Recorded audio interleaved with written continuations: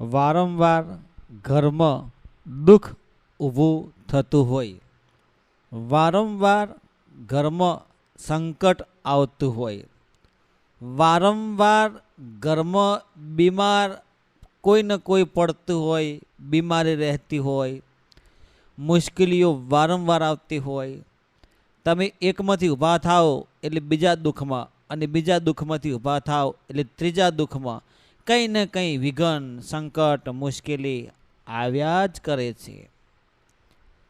મિત્રો, આપણા ઘરમાં કદાચ વારંવાર આવું બધું બનતું હોય એટલે માણસ છેવટે કંટાળી જાય, હારી જાય અને ચારેય બાજુ નજર નાખે. પારકા તો પારકા પણ પોતાનાય સાથ ના આપતા હોય, સગાવાલા હોય, મિત્રો હોય, જે તમને ચારે બાજુ નજર નાખો તો તમારા જેટલા સ્નેહીજનો હોય એ બધા દૂર જતા રહે અને તમારા દુઃખમાં કોઈ પણ ભાગ ન લે અને અચાનક જ બધા તમારાથી દૂર છેટા થઈ જાય ત્યારે તમને જીવન જીવવું બહુ મુશ્કેલ બની જાય છે. કોઈ તમને છેડો જ ના દેખાય કે હવે શું કરવું શું ના કરવું. તમારું મગજ કામ કરતું બંધ થઈ જાય. તમને કોઈ બોલાવે તો તમારા મગજમાં વિચારો જ એવા ચાલતા હોય કે હવે જીવીને શું કરવું. અને એવું થાય ઘણી વખત કે તમારા પરિવારને તમે કઈ રીતે જીવાડશો, કઈ રીતે એનું લાલન પોષણ કરશો.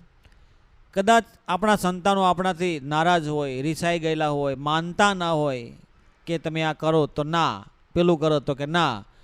પત્ની પણ ના માને, ભાઈ ના માને, કદાચ માતા પિતા પણ નારાજ હોય, ઘરમાં કુટુંબ નારાજ હોય, પરિવાર નારાજ હોય, ક્લેશ હોય, કંકાશ હોય, ઝઘડા હોય, ભાઈ ભાઈઓમાં, ભાઈ બહેનમાં, કાકા કુટુંબમાં, પરિવારમાં બધાના મન મોકળા થઈ ગયા હોય, સંકોચાઈ ગયા હોય, સંપ ના રહ્યો હોય. એકબીજાના મન બોલાવા ચલાવવામાં તો ઠીક, પણ સાથે બેસવાના પણ તમારા સંજોગ ન બનતા હોય.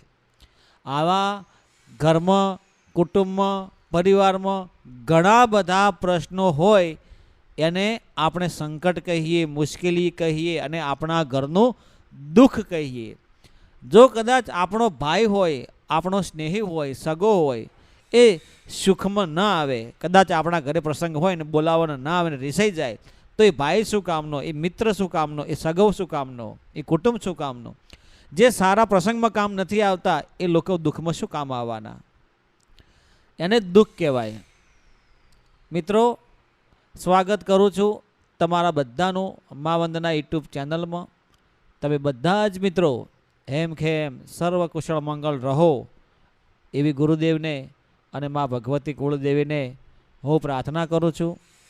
તમે જીવનમાં સુખી થવા માગતા હોય અને વારંવાર તમારા ઘરમાં વિઘ્નો આવતા હોય, વારંવાર ઘરમાં બીમારી થતી હોય, વારંવાર ઘરમાં કંઈ ને કંઈ ખોટું અણધારી વિઘન આવતું હોય, તમે ના ધારો છતાં પણ ઘરમાં દુઃખ આવી જાય અચાનક, તો તમારે શું કરવું જોઈએ? તો મિત્રો, જ્યારે વારંવાર આપણા ઘરમાં દુઃખ આવે અને ચારે બાજુ તમે જોઈએ એટલે કોઈ તમને દેખાય નહીં, પણ કહેવત છે ને કે જેનું કોઈ ના હોય એના ભગવાન હોય છે, જેનું કોઈ ના હોય એના આપણા કુળદેવીમાં હોય છે. તો જ્યારે તમે બધા રસ્તાઓ બંધ થઈ જાય, તમારા જીવનના બધા રસ્તાઓ બંધ થઈ જાય, ત્યારે એક દરવાજો તો ભગવાન ખુલ્લો રાખે રાખે રાખે ને રાખે જ. તો સત્ય હકીકતની વાત છે કે જો તમે સારા કર્મો કરેલા હશે તો 100% તમને સફળ થવાનો માર્ગ સામેથી મળશે. જેવા કર્મ એવા પ્રમાણે તમારા કર્મ અનુસાર ફળ ભગવાન આપે છે. કદાચ જો જીવનમાં જો તમે કોઈનું ભલું કર્યું હશે, કોઈનું સારું કર્યું હશે અને ક્યારેય કોઈનું જીવનમાં કોઈનો બગાડ કે ભજવાડ નહીં કર્યો હોય, કોઈને નડ્યા નહીં હોય, તો 100% પરમ કૃપાળુ પરમાત્મા તમારા બધા રસ્તા બંધ કરી દે, પણ એક રસ્તો તો ખુલ્લો રાખે રાખે ને રાખે. તો એના માટે આપણે સર્વપ્રથમ માં ભગવતી એટલે કે આપણી માં, જેને આપણને જન્મ આપ્યો છે, આપણા માતા પિતા જો હોય તો એમને વંદન કરો, એમને પગે લાગો અને એમના વચનો અનુસાર જીવન જીવવાનું શરૂ કરો. જે માતા પિતા કહે એ પ્રમાણે કરો, વડીલો કહે એ પ્રમાણે કરો. જો ઘરમાંથી દુઃખ મટાડવું હોય અને વારંવાર ક્લેશ કંકાસ ઝઘડાથી દૂર રહેવું હોય તો માતા પિતા વડીલો અને ગુરુજીના કહેવ્યા અનુસાર જીવન જીવવાની એક ટેવ પાડો. એમના વચનો અનુસાર જ જીવન જીવવું, એ જે કહે એ જ કરવું. પણ જ્યાં સુધી તમને ન સમજાય ત્યાં સુધી તમારો અહંકાર, તમારો અભિમાન તમે નહીં છોડો તો તમે દુઃખી થશો. જીદ ના ચાલો, ખોટી જીદ, ખોટી પકડ કે રિસાઈ જવું, મનાઈ જવું, આ બધું ગેરવર્તન છોડી દેવું. ત્યારબાદ મિત્રો, વારંવાર જો તમે ઘરમાં બીમાર રહેતા હોય, ઝઘડા ક્લેશ કંકાસ બધા વિઘ્નો આવતા હોય તો માતા પિતા પછી તમારા જે કુળદેવી હોય એમના નામનો તમે દીવો ચાલુ કરો. રવિવારના દિવસે તમારા કુળદેવીના નામનો દીવો ચાલુ કરો અને એમના નામનો તમે દીવો ચાલુ કરો. ત્યારે 2-5 કુંવાસીને તમે દર રવિવારે જમાડો.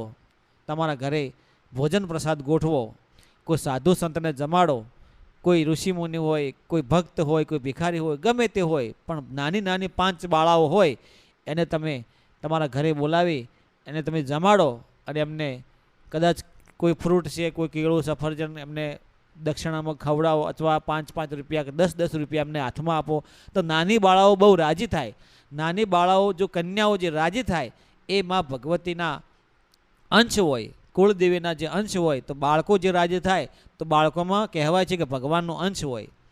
તો એ માતાજી રાજી થાય, એ કાર્ય થકી તમારા કુળદેવી રાજી થાય અને તમારું કોઈ પણ કાર્ય આવતું હોય વિઘન તો એને અટકાવે, બીમારી હોય એને નાશ કરે અને તમારા ઘરમાં સુખ શાંતિ લાવે.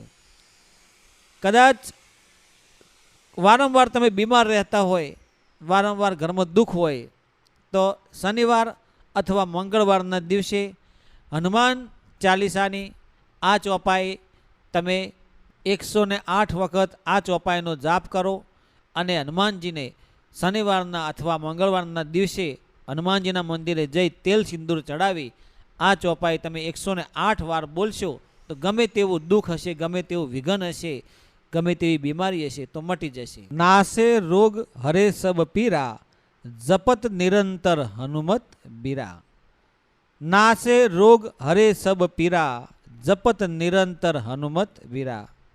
આ ચોપાઈ તમારે 108 વખત બોલશો તો જે દુઃખ હશે, રોગ હશે, બીમારી હશે, સંકટ હશે એ બધા જ હનુમાનજી દાદા દૂર કરશે અને તમારા જીવનમાં ધીમે ધીમે કોઈ પણ વિઘન હશે એ ટળતા રહેશે. કહેવાય છે ને કે દુઃખ ઘોડા વેગે આવે અને જાય કીડી વેગે. કોઈ પણ ઘા વાગે તો વાગી તરત જાય પણ મટે ધીમે ધીમે. એવી જ રીતે સુખ જોતું હોય તો તમારે એના માટે પ્રારબ્ધ કરવું પડે, પરિશ્રમ કરવો પડે, મહેનત કરવી પડે અને એ પ્રમાણે તમને ભગવાન માતાજી ફળ આપે. અને એ રીતે જો તમે સારા કાર્યો કરશો, ધર્મના કાર્યો કરશો તો 100% તમને સુખ મળશે, મળશે ને મળશે. જ્યારે વારંવાર તમારા ઘરમાં કોઈ બીમાર રહેતું હોય, બીમાર જ રહેતું હોય અને એનો કોઈ અંત જ ના આવતો હોય, દુઃખ જ રહેતું હોય તો તમે તમારા કુળદેવીના મઢે જાઓ, ત્યાં તમે સંકલ્પ કરો, એમના નાવો દીવો પ્રગટાવો. દીવો પ્રગટાવીને માતાજીને શ્રીફળ, પ્રસાદ, ચૂંદડી જે ધરાવવાનો હોય તમે ધરાવો અને એવો સંકલ્પ કરો કે હે માં, જો મારા ઘરમાં દુઃખ મટશે તો હું 5 કન્યાઓ જમાડીશ, 5 સાધુ જમાડીશ, 5 ગાયોને ઘાસ ખવડાવીશ. તમારી અથાશક્તિ જે હોય એ પ્રમાણે તમે એક સંકલ્પ કરો અને કોઈ પણ ખોટા વ્યસન હોય કે ખોટા માર્ગે તમે હોય તો એને તરત જ છોડી દો. ઘરમાં કોઈ પણ પ્રકારનું વ્યસન કે ખોટા પ્રકારના માર્ગો કે આપણે કે આપણા બાળકો કે આપણા ફેમિલીમાં કોઈ પણ મેમ્બર હોય એ ખોટા રસ્તે ન હોય તો 100% કુળદેવી તમારું બાવડું હાથ ઝાલશે અને તમને ગમે તેવા દુઃખમાંથી, ગમે તેવા દુઃખના દરિયામાંથી બહાર કાઢશે. પણ વિશ્વાસ, ભરોસો, શ્રદ્ધા એક જ માં કુળદેવી પર હોવી જોઈએ. તમે જેને માનતા હોય એના ઉપર તમારી શ્રદ્ધા હોવી જોઈએ. ભલે તમારે ગમે એવો તમારો મહત્વ આવે ને તોય પણ ડગવાનું નહીં. ભક્તિ એવી કરવો કે રાંક થઈને, ભલે તલવારની ખાંડા જેવી ધાર હોય પણ એના પર રહીને જો તમે ભક્તિ કરશો તો 100% માં ભગવતી તમારું કાંડું ચાલશે અને બહાર કાઢશે. જય ગુરુદેવ, જય માતાજી. તમે આ વિડીયો કયા ગામ, તાલુકા, જિલ્લામાંથી જોઈ રહ્યા છો તે જણાવજો એવી હું આશા રાખું છું.